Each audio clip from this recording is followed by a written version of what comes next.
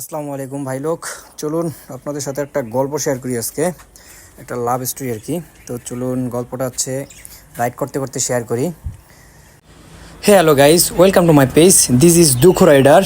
তো আসসালামু আলাইকুম, কেমন আছেন গাইস?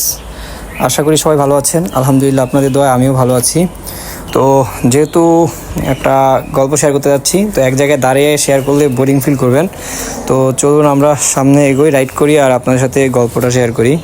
তো গল্পটা হচ্ছে একটা লাভ স্টোরি আর কি। তো চলুন যাওয়া যাক আর কি। তো গল্পটা হচ্ছে একটা লাভ টাইপ কিছু। তো এটা হচ্ছে এরকম, দুটো কাজিন, ওরা হচ্ছে ছোটো থেকে একসাথে বড় হওয়া আর কি ওদের। তো যেহেতু ছোটো থেকে একসাথে মানে যেটা যাই হোক প্রাইমারি থেকে ধরা যায়, প্রাইমারি থেকে হাই স্কুল জীবন পার করতেছে ওরা একসাথেই। তো হাই স্কুল যখন হচ্ছে গিয়ে 8-এ পড়ে মেয়েটা, তখন ওর বাবা হচ্ছে সেটেল হয়ে যাচ্ছে। ও সামনে একটা লাল পরি দেখা যাচ্ছে। তো ভাই লোক, যেটা বলতেছিলাম আর কি, তারা কি বলি নেই, এই রাস্তাটা অনেক সুন্দর। এটা হচ্ছে বুরহানুদ্দিন পাওয়ার প্ল্যান্ট রোড। ওই মামুর বেটা কি করিস? তো এটা হচ্ছে বুরহানুদ্দিন পাওয়ার প্ল্যান্ট। তো এই রোডটা হচ্ছে গিয়ে অনেক সুন্দর একটা রোড। চারদিকে দুই দিকে গাছপালা, উপর দিয়ে গাছগুলো হচ্ছে গিয়ে একেবারে ছোট ছোট।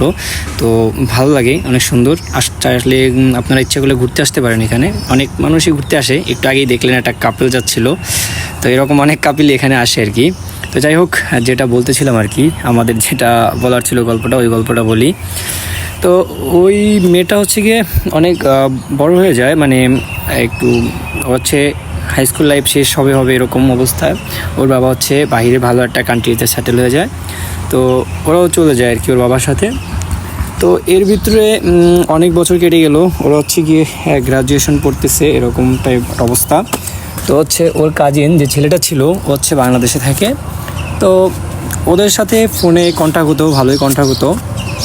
তো এরকম চলতেছিল অনেক দিন, মানে অনেক বছর চলতেছিল। তো দেন হঠাৎ করে মেয়ের বাবা হচ্ছে দেশে আসেন তার ফুল ফ্যামিলিকে নিয়ে। উদ্দেশ্য ছিল আর কি মেয়েকে বিয়ে দেবে, এরকমই আর কি। তো এই কথা শুনে তো ছেলের অবস্থা শেষ, যে ও তো মনে মনে ওই মেয়েকে ভালোবাসে আর কি, পছন্দ করে। যাই হোক মেয়েও করে, বাট কখনো প্রকাশ করা হয়নি আর কি ওদের। তো ছেলেটা এটা নিয়ে খুবই প্যারা খাচ্ছে। মেয়েটার যখন বিয়ে ঠিক হয়ে যাচ্ছে, ছেলেটা কি করবে কোনো কিছুই বুঝতেছিল না।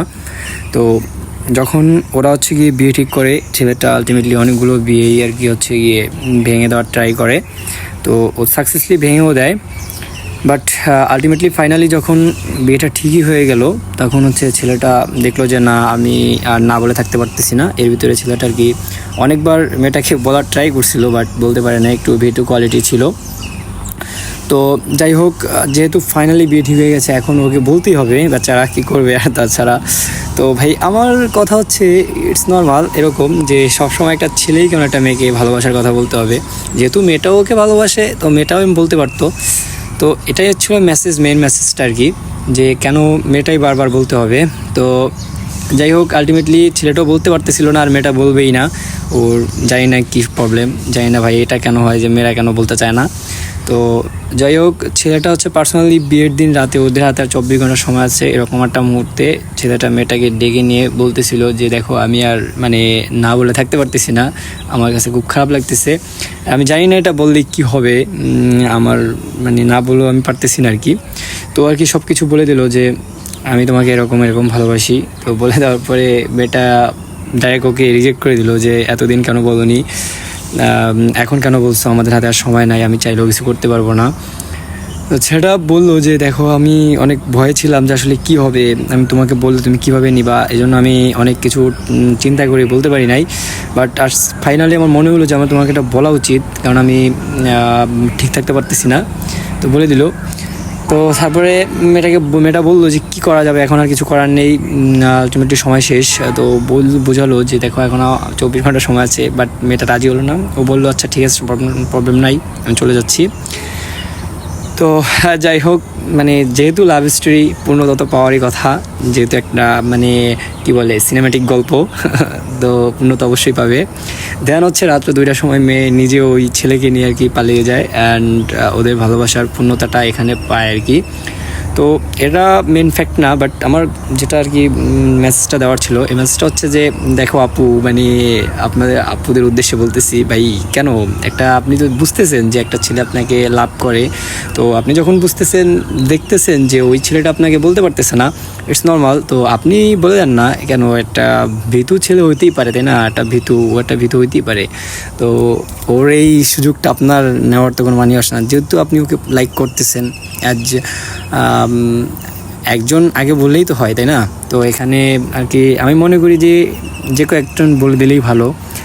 তো এটা একটা সিনেম্যাটিক গল্প আর কি, তো আপনাদের সাথে শেয়ার করলাম। আমার কাছে এই জিনিসটা খুব লাগলো আর কি, তো তাই বললাম যে যদি এরকম কোনো প্রবলেমে কেউ ফেস করেন, তো আপুদেরকে বলবো প্লিজ একটু ভাইয়াদেরকে বলে দিবেন, যাতে ভাইয়াদের আর কি প্রবলেমটা কম হয়। তো আপুদের উদ্দেশ্যে এটাই বলা ছিল আর কি।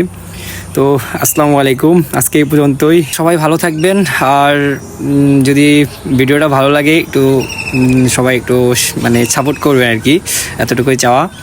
তো সবার কাছ থেকে বিদায় নিচ্ছি। আসসালামু আলাইকুম, টাটা, বাই বাই।